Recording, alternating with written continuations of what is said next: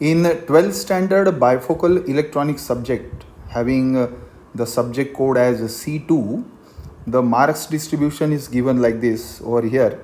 The theory and practical examination marks are according to this scheme over here. Paper 1 has a theory marks of 50, and the theory paper of paper 1 is having the time schedule of 3 hours, means you have to solve 5 questions in 3 hours time, and those 5 questions will be allotted with 50 marks. Then there will be the practical of 30 marks, and it has also got the timing of 3 hours, and there will be a term work of 20 marks for paper 1 in particular, and in that way it will be the total marks will be 100 marks. Similarly, paper 2 will be there. It has 50 marks of theory having the timing of 3 hours. Then the 30 marks for practical 2 having timing 3 hours, and another term work will be there. So in that way the total marks will be 100 and 100. So it gives you total marks of 200, means the total marks of this subject are 200 and they are distributed like this. Now, so far as paper 1 is concerned, means this paper applied electronics, the distribution of chapter wise marks is as follows here.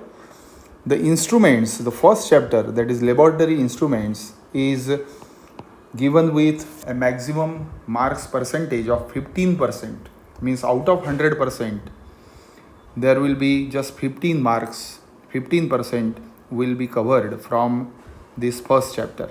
Then from chapter 2 20%, then chapter 3 10%. This chapter is small.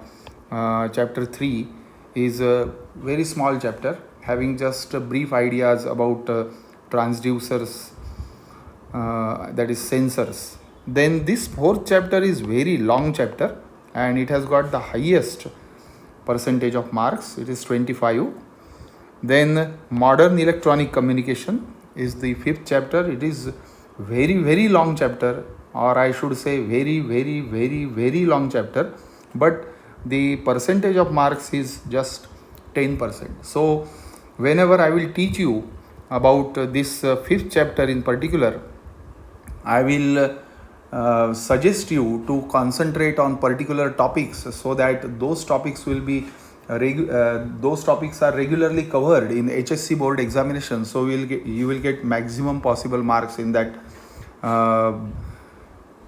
chapter 5 in particular. Then the last chapter is study of integrated circuits and it has got 20% of marks. So in that way the total marks are covered for this paper 1. Now the HSC board pattern of paper will be like this. There will be the first question over here and there will be 4 fill in the blanks and they will carry 4 marks each, 4 marks, that is 1 mark each.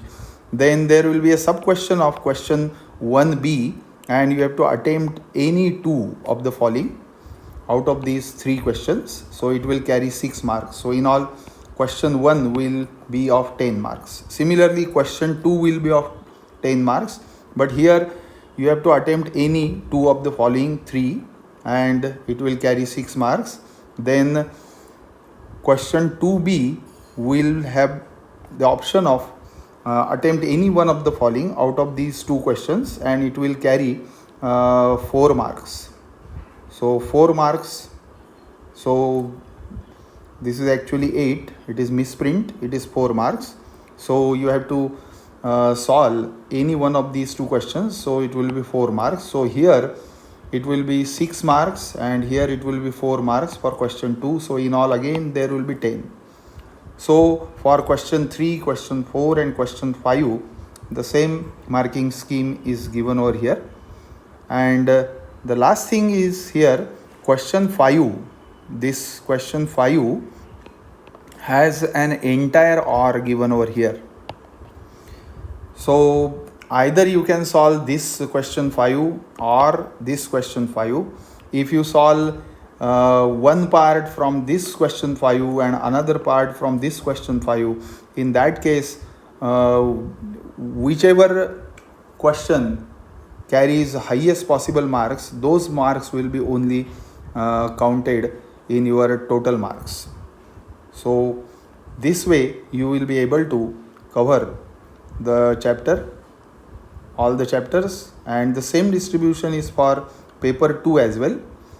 And this way you will be able to learn the complete syllabus of this subject.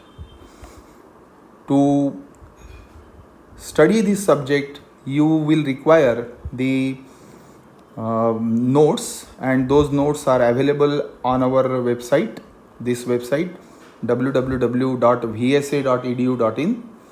You can visit the website and search for notes, and you will also find lot of video lectures on it. So search for it on our website and prepare accordingly. In the next video we shall see the next topics of chapter 2. Thank you.